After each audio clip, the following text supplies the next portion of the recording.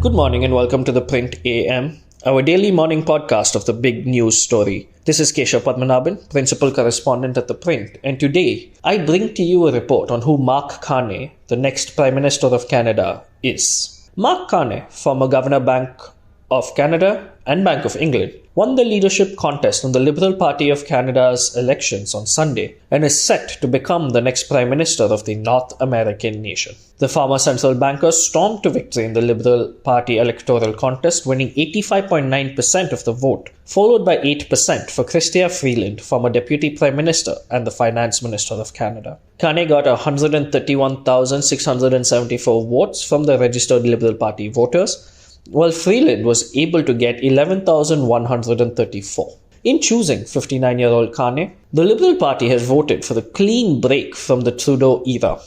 The Economist has never stood for an election as a Member of Parliament. Freeland's resignation from her posts last December set the wheels in motion for incumbent Prime Minister Justin Trudeau's resignation a few days later. The PM-designate, in his victory speech, highlighted the dual challenges of his tenure: the threat of US President Donald Trump's tariffs and defeat of his political opponent and Canadian leader of the opposition, Pierre Poilievre, in the upcoming general elections. Donald Trump, as we know, has put unjustified tariffs on what we build, on what we sell, and how we make a living. He is attacking Canadian families, workers, and businesses, and we cannot let him succeed. And we won't. We won't, Carney declared after the results. Donald Trump thinks he can weaken us with his plan to divide and conquer. Pierre Poilievre's plan will leave us divided and ready to be conquered, because a person who worships at the altar of Donald Trump will kneel before him, not stand up to him. Hitting out at Poilievre, Carney further said that the opposition's slogans are not solutions and that the leader's anger is not action. The Conservative Party, led by Poilievre, had been leading in opinion polls for the last couple of years before Trump's tariffs threats. The Liberal polling numbers had fallen to lows of 20% this January, while the Conservatives had touched 44%. Following Trudeau's resignation on 6 January, the Liberals received a polling bounce and are currently expected to win around 30% of votes if elections are held immediately. Carney was touted as a potential finance minister in Trudeau's cabinet, with reports indicating that Freeland resigned from her government roles after being asked to step aside as the new Liberal Party leader. Freeland disagreed and resigned, which eventually led to Trudeau's resignation less than a month later. Freeland was considered a key pillar of Team Trudeau and also of the Team Canada approach in dealing with Trump during his first tenure as US President. However, despite her long tenure in the government alongside Trudeau, Freeland was unable to convince more than 8% of the Liberal voters that she could lead the party into the next general election. Mark Carney was born in the remote northern town of Fort Smith in the Northwest Territories. He grew up in Edmonton, Alberta. The son of a high school principal, Carney went on to study at Harvard University on a scholarship, playing ice hockey, before earning a PhD degree in economics from the University of Oxford in 1995. He spent over a decade working for Goldman Sachs before transitioning in 2003 to the Bank of Canada as a deputy governor.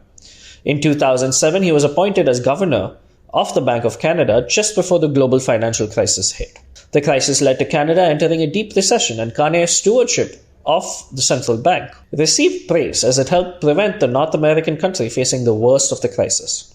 His leadership at the bank led to then British Chancellor of the Exchequer, George Osborne, appointing Carney as Governor of the Bank of England in 2013. Carney was the first non-Briton to be appointed to the post since the Bank of England was founded in 1694. For the next 7 years, Carney navigated the British economy through the aftermath of the global financial crisis and the economic impact of Britain's exit from the European Union. He left the bank in 2020, the year the UK formally exited the EU.